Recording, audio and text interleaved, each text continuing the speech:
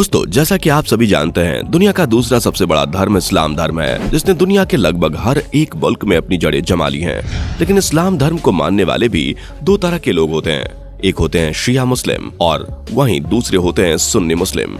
इन दोनों के बीच की लड़ाई तब से चली आ रही है जब से पैगंबर मोहम्मद की मौत हुई थी। पर सवाल ये आता है कि आखिर ये दोनों के बीच का विवाद क्या है और शिया मुसलमान और सुन्नी मुसलमानों में अंतर क्या है। आज की वीडियो में आपको सब कुछ बताने वाला हूँ, बस मेरे साथ वीडियो के बिल्कुल एंड तक बने रहिएगा।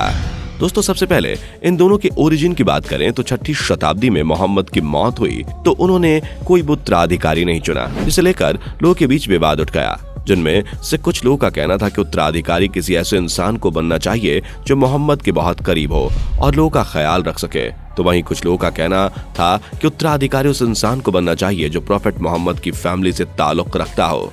ऐसे में कुछ लोगों ने मोहम्मद के जिगरी दोस्त अबू बकर को उत्तराधिकारी मान लिया, जिन्हें आज सुन्नी मुसलमानों के नाम से जाना जाता है। वहीं कुछ ऐसे लोग थे जिन्होंने अबू बकर को ठुकराकर मोहम्मद के दामाद अली को उत्तराधिकारी बनाना चाहा, और जो लोग अली के समर्थन में थे वे आज शिया मुसलमान के तौर पर जाने जाते हैं। सुन्नी मुसलमान अबू बकर को पहला खलीफा मानते हैं और शिया मुसलमान अली को अपना पहला खलीफा मानते हैं, जिसे वह इमाम कहते हैं, जबकि सुन्नी मुसलमान के लिए अली चौथा खलीफा है। और यहीं से शिया और सुन्नी मुसलमानों की जंग शुरू हुई। पर आपको बता दें कि ज्यादातर मुसलमान सुन्नी हैं। हालांकि उनका प्रॉपर आंकड़ा क्या है इसे बताना थोड़ा मुश्किल है, लेकिन अनुमानित तौर पर कहा जाता है कि 85% से ज्यादा मुसलमान सुन्नी हैं, तो वहीं 15% से भी कम मुसलमान शिया मुसलमान कहलाते हैं। हालांकि ईरान और इराक में ज्यादातर शिया मुसलमान रहते हैं, लेकिन आपको भारत और पाकिस्तान में भी कुछ शिया मुसलमान देखने को मिल जाएंगे। इसके अलावा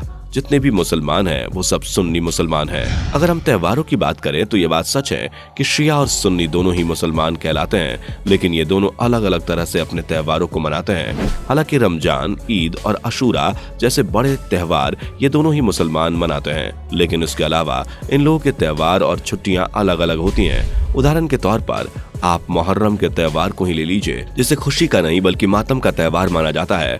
इस्लामिक कैलेंडर में साल का पहला महीना मुहर्रम का होता है। शिया मुसलमान हुसैन की शहादत में पूरे 2.25 महीने शोक मनाते हैं और इस दौरान वे लाल, गुलाबी या पीले कपड़े नहीं पहनते।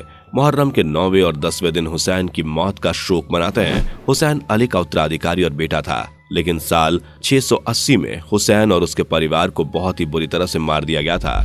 उसी मौत पर शोक मनाने के लिए शिया मुसलमान मुहर्रम को अपने आप को चोट पहुंचाते हैं। हालांकि सुन्नी भी मुहर्रम मनाते हैं, लेकिन उनके लिए यह दिन हुसैन और उनके परिवार को याद करने का है, उनके शोक में खुद को नुकसान पहुंचाने का नहीं। अब अगर हम इनके तीर्थ स्थानों की बात करें तो दोस्तों, कुरान में साफ साफ लिखा है कि हर वो मुसलमान जो शारीरिक और आर्थिक रूप से समर्थ है उसे हज की यात्रा जरूर करनी चाहिए। ऐसे में शिया और सुन्नी दोनों ही हज की यात्रा पर जाते हैं, लेकिन शिया मुसलमानों का एक और तीर्थ स्थान है और वो है इराक का करबला, जहां अशूरा के अंत में लाखों की संख्या में मुसलमान इराक में हुसैन के मकबरे पर जाते हैं। और आप उसे हज यात्रा से बिल्कुल भी कम मत समझना, क्योंकि अकेले 2016 में करीब 2.5 करोड़ लोग यहाँ पहुंचे थे और उनकी संख्या करोड़ों में होती है, जिससे आप अंदाजा लगा सकते हैं कि शिया मुसलमान कितना बढ़ चढ़ कर अपनी इस तीर्थ यात्रा में हिस्सा लेते हैं। आइए दोस्तों, अब बात करते हैं इनके प्रार्थना करने के तरीके की। शिया और सुन्नी दोनों ही दिन में 5 बार नमाज अदा करते हैं, क्योंकि नमाज पढ़ना इस्लाम के 5 महत्वपूर्ण स्तंभों में से एक माना जाता है,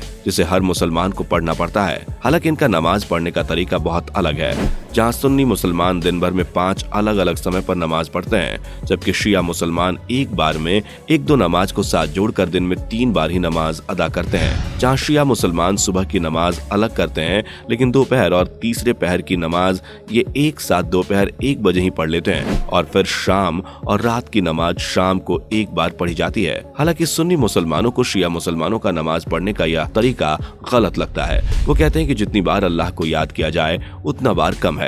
इतना ही नहीं, सुन्नी मुसलमान हाथ बांधकर नमाज पढ़ते हैं, जबकि शिया मुसलमान हाथ छोड़कर नमाज पढ़ते हैं। सुन्नी मुसलमानों का मानना है कि उनके नमाज पढ़ने का तरीका मोहम्मद साहब के नमाज पढ़ने के तरीके से मिलता है, जबकि शिया मुसलमान अपने तरीके को मोहम्मद साहब के नमाज पढ़ने का तरीका बताते हैं। और तो और दोस्तों, कब्र पर नमाज पढ़ने के तरीके पर भी शिया और सुन्नी मुसलमानों में विवाद चलता रहा है।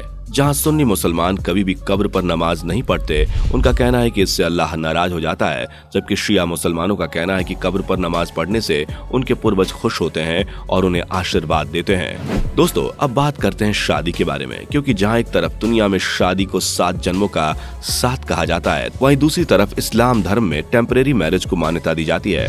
और ये चीज अभी की नहीं बल्कि सालों से चली आ रही है, जहां पुरुष और महिला कुछ समय के लिए एक दूसरे से शादी करते हैं और जैसे ही उनका समय सीमा खत्म होता है, उनकी शादी भी खत्म हो जाती है।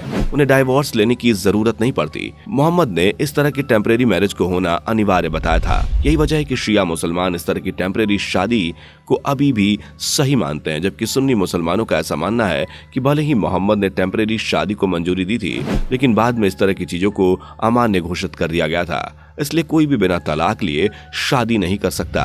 उनकी शादी परमानेंट तौर पर चलती रहेगी। तो दोस्तों, ये था शिया और सुन्नी मुसलमानों के कुछ खास अंतर, जिसके बारे में आपका क्या कहना है कमेंट में जरूर बताएं। और इस तरह की वीडियोस को लगातार देखते रहने के लिए चैनल को लाइक, शेयर और सब्सक्राइब करना बिल्कुल भी ना भूलें। दोस्तों, आपको स्क्रीन पर 2 और वीडियोस दिखाई दे रही हैं, जिसे देखने के लिए स्क्रीन पर क्लिक करें।